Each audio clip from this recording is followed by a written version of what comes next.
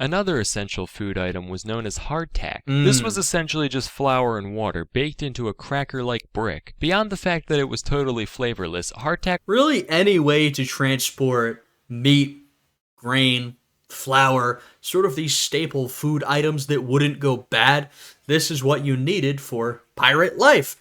And I'll point out, you might note that this type of food was also very common in the military, both, armies on land, but particularly among navies, right? Because a lot of pirates, they become pirates after their service or their stint in the navy has ended, right? So they keep up a lot of familiar practices, a lot of similar practices, and some of that is even in the food.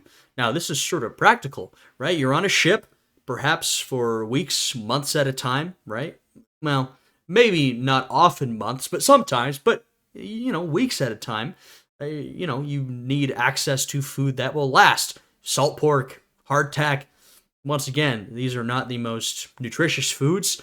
They're not very delicious. They are difficult to eat, like literally difficult to bite through and chew, but they are foods that will get you most of what you need and they're going to last. So that's what you're going to be eating.